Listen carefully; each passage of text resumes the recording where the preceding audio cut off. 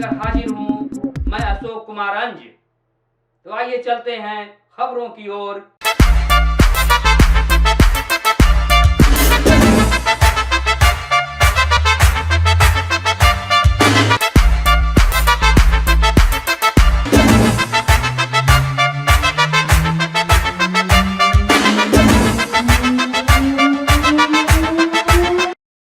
नीतीश जी को दो वजहों से वोट मिला है। पहली बात, जो नीतीश कुमार को वोट देता है उसका मेन वोट वही है जो लालू जी के खिलाफ वोट देता है। और दूसरा, 2005 से 2010-12 तक उनकी जो सरकार यहाँ चली उसमें कुछ काम होता, सुधार होता लोगों को दिखा, तो वो सुधारवादी लोग भी उनको वोट दिया उन लोगों ने।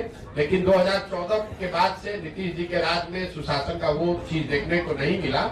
इसीलिए आप देख रहे हैं कि किसी 2010 में 206 सीट जीतने वाले नीतीश कुमार एनडीए 2020 में जब चुनाव हुआ तो उनको 125 सीट भी जीतने में मुश्किल आई। तो सिर्फ जाति के आधार पर वोट नहीं है। अगर सिर्फ जाति के आधार पर वोट होता तो जो एनडीए चुनाव लड़ी थी 2010 में वही एनडीए चुनाव लड़ी 2020 में, तो फिर उनका 206 से घट के 120 कैसे हो गया? यही बात तो हम आपको बता रहे हैं। लेकिन नीतीश कुमार की जो पूरी राजनीति है, जो उनका वोटर है, वो लालू विरोध पर, लालू जी के जंगल राज के विरोध पर ही खड़ी रही है। उसमें एडिशन जैसे जैसे वो आगे बढ़े तो कुछ और लोग जुड़े होंगे, लेकिन मूल वोट जो उनका है वो लालू विरोध का वोट है। जो लालू से डरता है या लालू जी को नहीं चाहता है वो नीतीश जी को वोट पहले करता रहा है। नीतीश कुमार के राजनीतिक जीवन का ये अंतिम दौर चल रहा है, राजनीतिक पारी का ये अंतिम दौर चल रहा है। नीतीश कुमार को खुद नहीं मालूम है कि वो कहां हैं और कहां रहेंगे।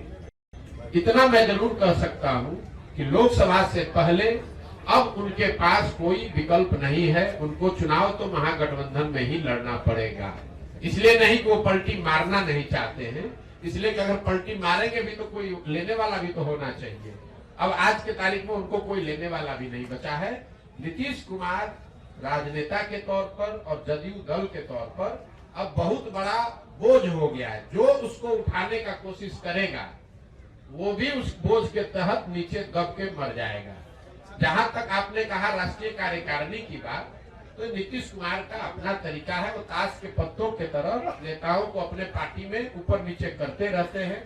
और यही वजह है कि 18 साल से मुख्यमंत्री रहने के बावजूद उन्होंने अपनी पार्टी में कभी कोई एस्टेब्लिश्ड ऑर्गेनाइजेशन या कोई सेकेंड लाइन लीडरशिप बनाया। एक बार नीतीश कुमार ने अगर धोखा किया, उसके बाद नीतीश कुमार चाहे 20 बार हमारे पास आ गए, कितनी बार बात कर ली, कितने संदेश भेजवा दिए, हमने कह दिया कि अब फिर सीआर सर्कुल के नीचे नहीं जाएंगे।